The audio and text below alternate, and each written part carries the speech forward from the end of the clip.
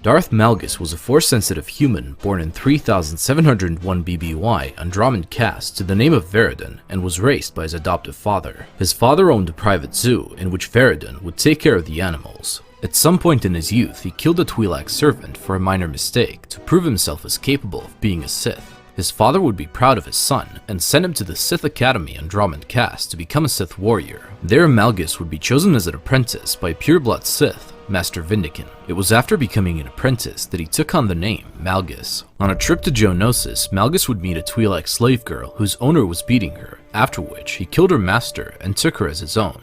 They would eventually become lovers and consider each other as husband and wife. In 3681 BBY, Malgus and his master would participate in the reclaiming of the planet Korriban, the ancient birthplace of the Sith, by attacking the Republic station orbiting it. This, alongside other Sith attacks throughout the galaxy, sparked the Great Galactic War. When Malgus and Vindican landed on the station, they immediately attacked Jedi Master Keo-Sin Darch and his apprentice Satele Shan, in order to not be any witnesses of the Sith Empire's return. After a fierce duel, Vindican was impaled in his abdomen by Keo-Sin Darch, leaving Malgus on his own to face the Jedi Battle Master. It was at this point that Malgus truly connected with his rage, and fought through the machinery that was thrown at him by the Jedi, as well as disarmed him with one of his lightsabers, after which he cut him down. He would be surprised to see his master was still alive, so he mocked him for his failure, before decapitating him. Malgus then went to the surface of Korriban, where he experienced a vision of the Republic burning, after which he started to believe that it will be by his hand. Around 3667 BBY, he would be granted the rank of Darth, taking on the full name, Darth Malgus. He would be selected to lead a surprise attack on Alderaan, where he was accompanied by thousands of assault droids and Sith troopers. They would march across the planet, destroying everything in their path, from cities to forests. During one of their marches, they were ambushed by Havoc Squad, a Republic Special Force unit led by Commander Jace Malcolm, who was the same trooper he encountered 14 years ago at the Korriban orbital station. After seeing how Darth Malgus was killing his fellow troopers, Jace ran at him while taking out a few Sith, but would eventually be stopped by Malgus's Force Lightning. At Malgus's command, 3 Sith prepared to execute him, but arrival of Jedi Knight Satele Shan saved him. This drew Malgus's attention, so after 14 years, the two enemies started to duel. The Sith Lord gained the upper hand and almost eliminated Shan, but was interrupted by Malcolm's brute strength and live grenade. Satele would then use the opportunity to force push Malgus into a cliff before she hit him with an even stronger blast, which brought the cliff down on him.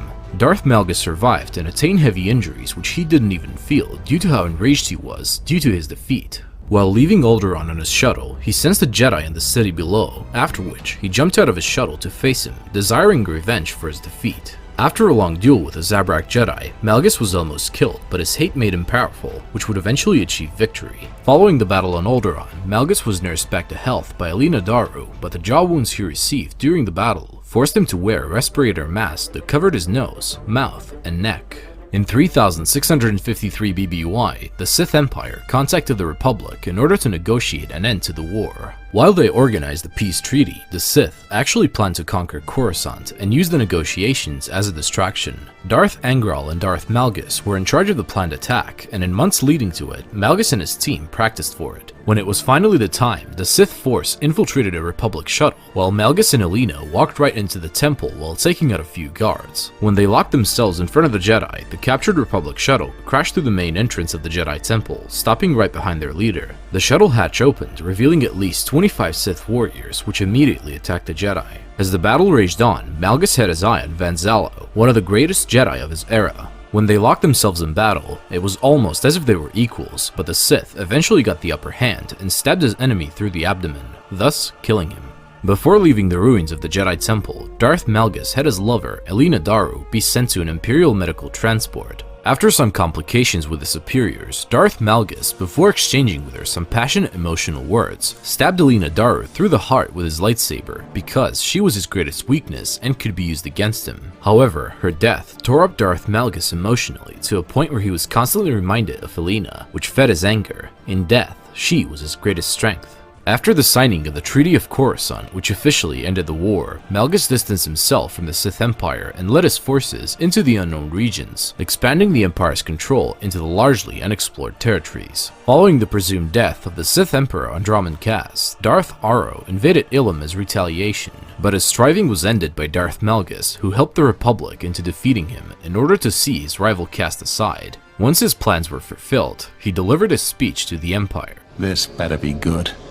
Fellow Sith, citizens of the Empire, too long the strength of the Empire has been beholden to the infighting of the Dark Council and the disappearance of an apathetic Emperor.